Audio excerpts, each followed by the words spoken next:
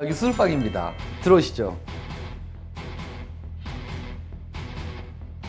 수술이라고 하는 것은 어찌 보면 제2의 외상이에요. 제2의 트라우마죠. 내시경은 손가락 하나도 들어가지 않아요. 이렇게 작은 공간을 통해서 치료를 하게 되는 것이죠.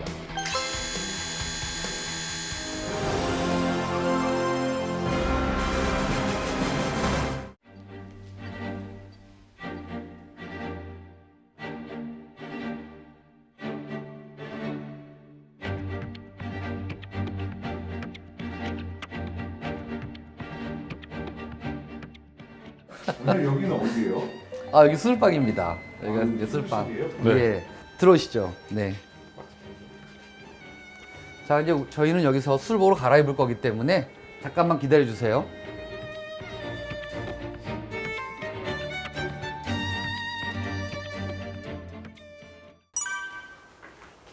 자, 여기가 수술방 복도입니다. 수술실의 복도고, 요 방들이 수술하는 방들입니다. 1번 방, 2번 방, 3번 방, 4번 방 이렇게 있습니다. 네. 근데 이제 수술복이 네. 초록색인 이유가 있나요? 이 녹색이요. 자연의 색이잖아요. 숲의 색이고, 마음을 제일 편안하게 해주는, 가장 차분하게 해주는 색깔이에요. 그래가지고, 이 녹색을 봤을 때, 이 의료진들이 흥분하지 않고 차분하게 일에 임할 수 있고, 피가 빨간색이잖아요. 빨간색이 이 옷에 묻었을 때, 빨간색이 빨간색으로 안 보여요. 흰색은 빨간색이 그대로 빨간색으로 보이거든요. 근데 이 녹색은 도색의 효과에 의해서 빨간색이 약간 보랏빛이나 이런 다른 빛으로 보이게 됩니다. 제가 손을 닦을게요. 손 딱,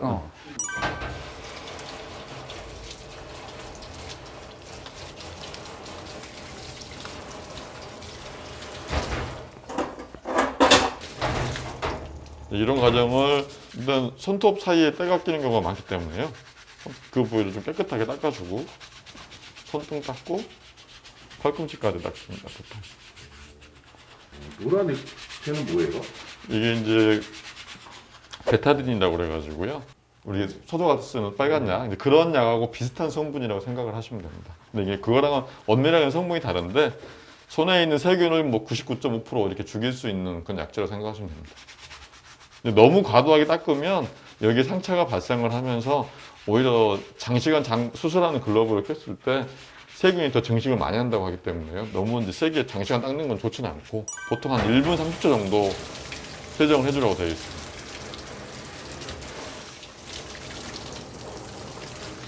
그 다음에 이제 소프트면이라고 해서 이건 알코올이라고 생각하시면 됩니다. 그걸로 추가적인 소독을 좀 하고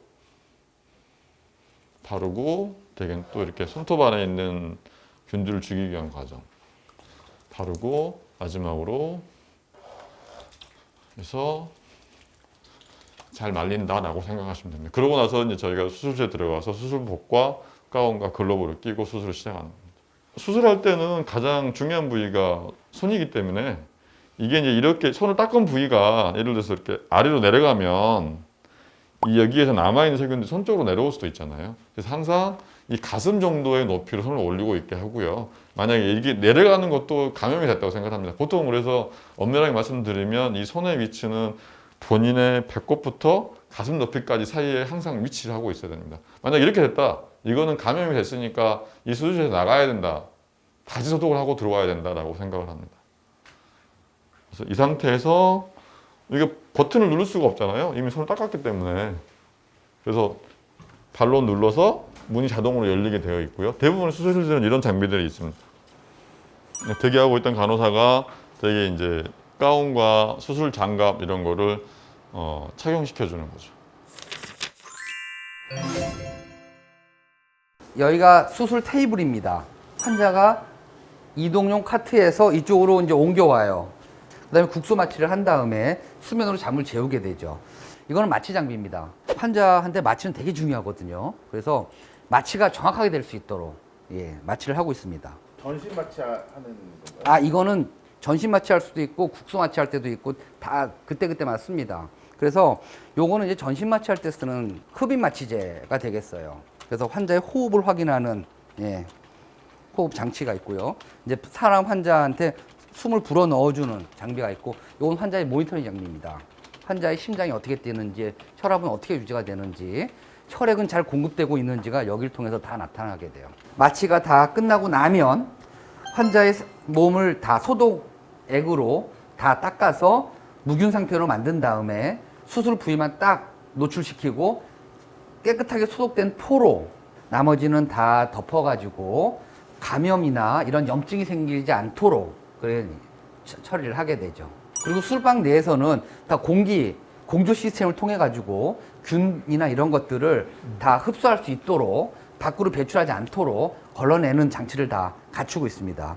그래서 환자분이 이렇게 엎드리고 나면 옆에 보이는 이 장치가 C자 형태로 생겼죠. C암이라고 하는 장비인데 이거는 방사선을 방출하는 장비예요. 엑스레이 장비인 거죠. 이 장비를 환자 사이에 거치시켜 가지고 환자의 척추나 관절의 뼈를 볼 수 있도록 옆에 위치시키고, 그리고 수술의 용도에 따라서 이렇게 현미경을 쓰거나 또는 내시경을 이용을 해서 이제 환자를 치료하게 됩니다.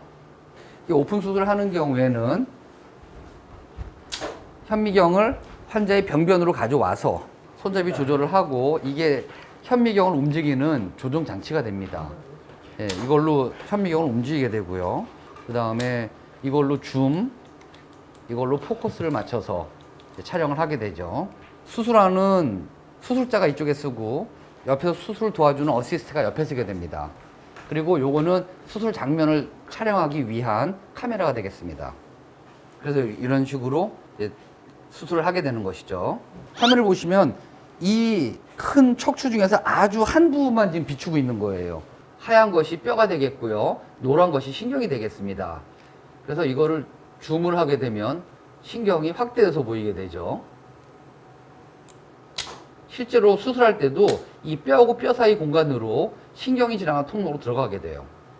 그래서 예전에 고식적으로 하던 이런 수술 방식은 살을 최소한 4cm 이상은 째게 됩니다. 그리고 이렇게 생긴 리트랙터 이제 당기다는 뜻이에요. 이런 리트랙터를 이용을 해서 상처를 벌리게 되죠. 수술을 하려면 수술할 수 있는 공간이 있어야 되잖아요.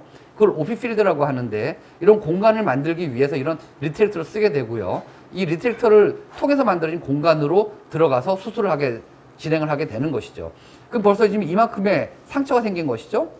이런 리트랙터라고 하는 장비를 이용을 해서 공간을 만들어서 수술하게 되는데, 이거는 손가락 최소한 2개 정도가 들어가는 정도의 공간을 만들어야지만 수술적 치료를 할 수가 있어요. 이 정도 공간이 만들어져야 된다는 거죠. 그러면은 이 정도의 환자들은 상처를 갖게 되는 거예요. 수술이라고 하는 것은 어찌 보면 제2의 외상이에요. 제2의 트라우마죠. 이렇게 큰 상처가 아니라 작은 상처를 내면 낼수록 더 좋겠죠. 그런 의미에서 내시경은 이 손가락 하나가 들어가지도 못할 만큼 작은 상처를 통해서 치료를 하게 됩니다. 자, 요게 아까 봤던 내시경 장비입니다. 내시경 장비에 카메라가 장착이 됐고요. 라이트 소스가 장착이 됐죠. 이 라이트 소스에 의해서 이제 앞에서 이제 빛을 비추게 돼요. 제 눈으로 제 눈금이 안 보이거든요. 잘 안 보이는데 이걸 보게 되면 눈금이 엄청 자세히 보이죠? 예. 그래서 최대한 확대를 해서 근접해서 치료를 하기 때문에 아주 안전하게 치료를 할 수가 있습니다. 그 다음에 이쪽으로 깨끗하게 소독된 물이 연결이 돼요. 계속 상처를 씻어내면서 치료를 하게 됩니다.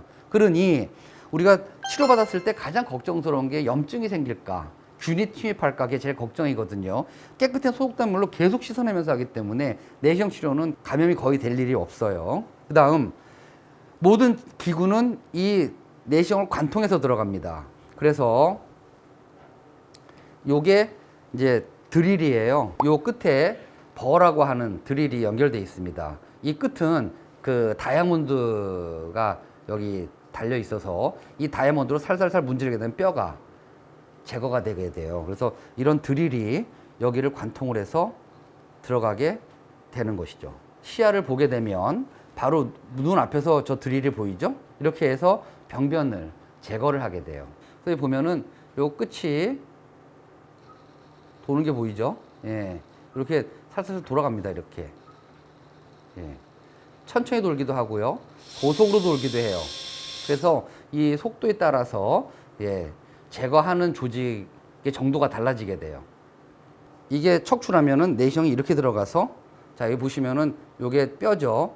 뼈로 이렇게 들어가서 딱딱한 조직들을 제거를 하게 됩니다. 이 안에서 이렇게 돌게 됩니다. 그리고 요거는 바이폴라라고 하는 전기 소작기예요. 끝에 보면 이렇게 튀어나와서 연부 조직들을 피가 나거나 병변들을 태우는 장비예요. 이것도 마찬가지 내시경을 통해서 들어가서 전기 소작기로 이제 소작을 하게 돼요. 그리고 요거는 펀치라고 하는 경화된 조직을 제거하기 위한 장비예요. 이것도 이 속을 들어가서 안에서 이렇게 물어서 제거를 하게 됩니다. 뭐라고 써져 있네요. 아, 이거요? 예. 꽃길만 걸어요. 이 피추의 포세를 만드는 회사에서요, 우리 병원을 위해서 만들어준 거예요. 그래서 꽃길만 걸어요라고 찍어줬습니다. 레이저로. 사실 저도 몰랐어요. 몰랐는데 딱 내시경 수술안으로 들어갔는데 여기 이런 게 쓰여 있어서 깜짝 놀랐어요. 그래서 이런 식으로 조직을, 딱딱한 조직을 물어서 제거를 하게 됩니다. 요건 아까 오픈 수술할 때하고 마찬가지로 피추이타리 포셉이라고 하는 물어서 말랑말랑한 연부 조직을 제거하는 장비가 되겠어요. 요거는 이제 프로브라고 하는 장비예요. 조직들을 박리하는, 이 기구를 이용해서 조직들을 박리하고요. 이건 다이섹터라고 해서 더 조직들을 더 샤프하게 박리할 수 있는 그런 기구가 되겠습니다. 그래서 실제로 내시경하는 순서는 피부를 통해서 이렇게 통을 먼저 꽂게 돼요. 이거 워킹 슬리브라고 하는데, 이렇게 통이 거치가 되게 되면 이 통을 따라서 내시경이 들어가게 됩니다. 그러면 이 실제로 내시경을 받으시는 분은 요 워킹 슬리브라고 하는 이 통이 들어갔다 나온 상처만 있거든요. 그러면 오픈 수술할 때는 거의 손가락 2개 이상이 들어갈 정도의 공간이 필요한 데 비해서 내시경은 손가락 하나도 들어가지 않아요. 새끼손가락도 안 들어가요. 이렇게 작은 공간을 통해서 치료를 하게 되는 것이죠. 뿐만 아니라 현미경은 멀리서 보죠. 내시경은 바로 앞에까지 가서 봐요. 훨씬 더 정밀한 치료를 할 수가 있습니다. 그러면 뭐 현미경하고 내시경이 없었을 때는 네. 진짜 그럼 이거는 이제 맨눈으로 하는 거죠. 맨눈으로 하는데요. 실제로 요 한 부위 치료하기 위해서 한 4-5부위를 째야 돼요. 이만큼 째고선 요만큼 치료하는 거죠. 근데 요만큼도 눈에 잘 안 보이거든요. 예. 그러니 진짜 눈 좋은 사람 아니면은 못 봐요. 그렇다고 여기에 보겠다고 얼굴 이렇게 들이밀고 할 수도 없어요. 잘못하면 오염이 되니까요. 예. 내시경은 되게 비쌀 것 같아요. 아, 내시경이요? 비쌉니다. 이 내시경만 몇천만 원 하고요. 이 전체를 다 꾸리는데 억이 넘습니다. 예. 현재 척추 치료를 하는 데 있어서 이 내시경이 뉴 웨이브입니다. 새로운 트렌드예요. 그리고 가장 앞서 있는 치료가 되겠습니다. 그래서 우리가 같은 결과를 얻을 수 있다면 기회비용을 줄이는 게 최선인 것처럼 환자 입장에서는 상처를 적게 내는 게 최선이에요. 그게 최소침습 수술이 되겠는데 이 내시경이야말로 최소침습 수술이 되겠습니다. 자, 그러면 박동 원장님, 병원에 최첨단 관절 수술 로봇이 들어왔다고 하는데 한번 네네. 소개를 해주시죠. 네, 알겠습니다. 세팅을 해가지고 설명을 드리도록 하겠습니다. 네, 감사합니다.